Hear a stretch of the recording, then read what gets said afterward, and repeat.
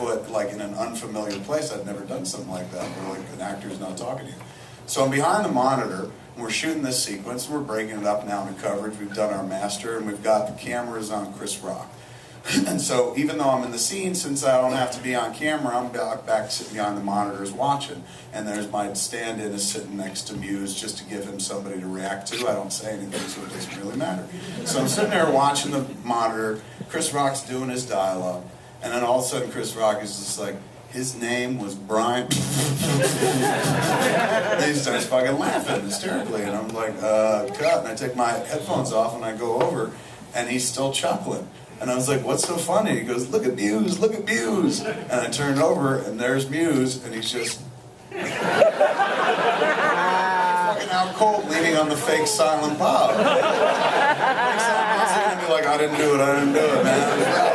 And so I said, Mewes, man, get up. He's like, huh? Is it done? And I was just like, what do you mean, is it done? And he's just like, oh, it's just nothing, man. I'm ready to go. Fucking Chris, funny. You don't even know you were asleep, man. You can't fucking do that. He's like, I'm sorry, man. I was like, dude, he needs you in the scene. You're supposed to be there for. He's literally talking to you in the scene, and you need to throw a line back. You can't fucking go to sleep. You gotta be there for the other actors. And fucking Mewes, I guess, felt cornered and shit and getting chastised, and finally he just fucking turns back and he goes, I can't help it, man. They just keep saying the same shit over and over. Wow, that really describes the filmmaking process. Shit over and over. What would throw little fits. Like, it's weird because I remember because I'd come out of that haze and I'd throw fits, even though it made like you said, it was something we did every day, but at that moment it made no sense to me. I'm like, but they're saying the same shit. Why am I here? Why do I need to sit here and do this when they're going to say the same shit? I'm not really saying anything, so why do I have to be here? You're like, why should I do dialogue when I could snort heroin? Yeah, exactly, which was ridiculous. But anyway. What was your favorite part of the movie?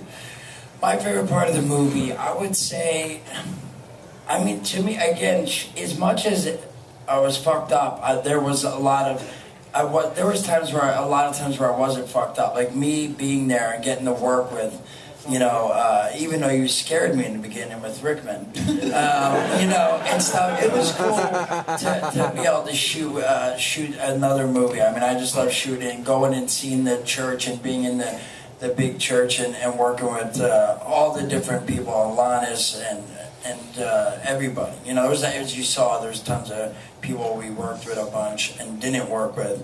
Tell them why you were scared of Rickman.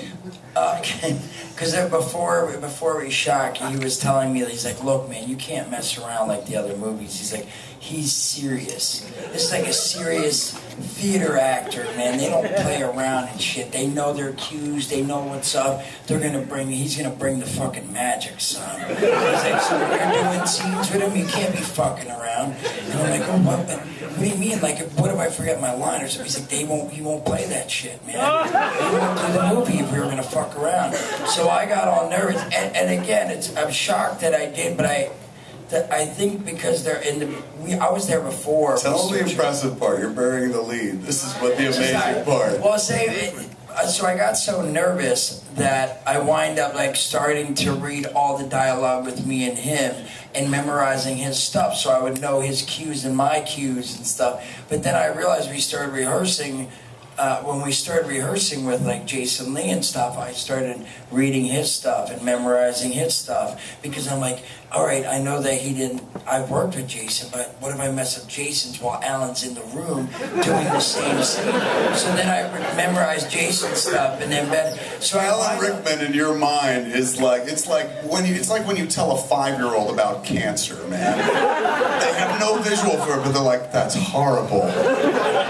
Everything about Alan Rickman fucking scared him to the point where he's like, I don't want to mess up even in front of Alan Rickman, because the whole time he'd be like, give me the bad looks. I was really nervous thinking that he was going to come on and like yell at me and stuff, and so he's the sweetest guy in the world, man.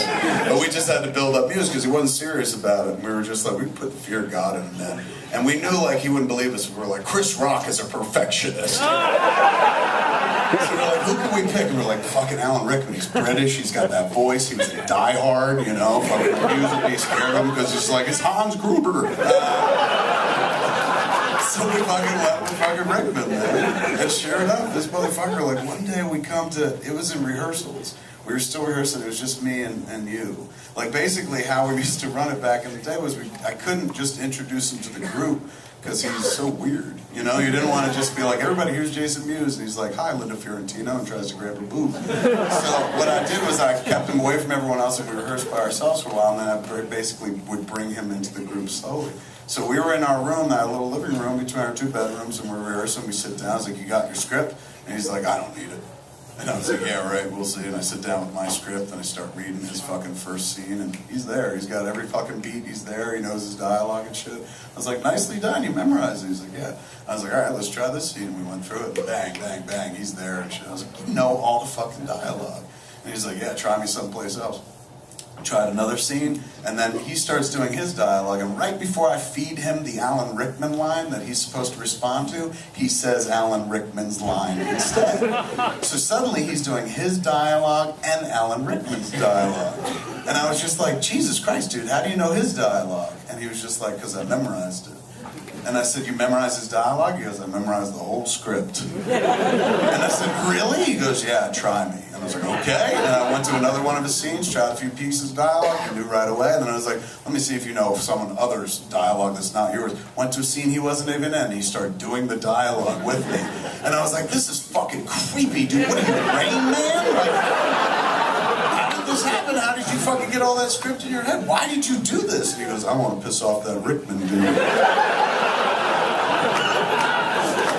My favorite part of the production was watching you two like talk. Like I'd be somewhere dealing with something between takes, and the Mosier would be like, look. And we'd look over, and in the distance you'd see Alan Rickman talking to Jason Mewes, and we would just sit there and be like, what the fuck could they be talking about?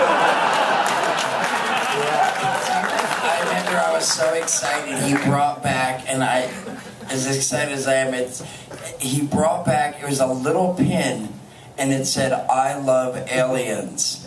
And I have no idea why, because I think I told him that I like comics and science fiction and all that stuff, but it was the strangest pin, and he brought back this pin. He's like, I was out shopping, and I thought of you, and I got you. And again, I just thought it was cool, because again, it was the whole... No doubt you were like, thanks. I was like, are you sure? Do I have to give you money for this? He's like, no, I got it for you, man. I was thinking about you. He's like, Jason, really? Why are you urinating down your leg?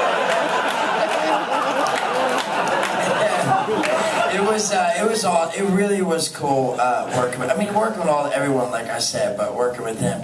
And one of my favorite parts is when Rock falls and his naked ass is sitting there. And I just remember trying to get him to put his nuts through his legs. So it's like the goat nuts going. And him just being like, what are you talking about? And we have this awesome picture of me, Rock, Ben, and Matt with all of our shirts off and shit, and me and Rock were just like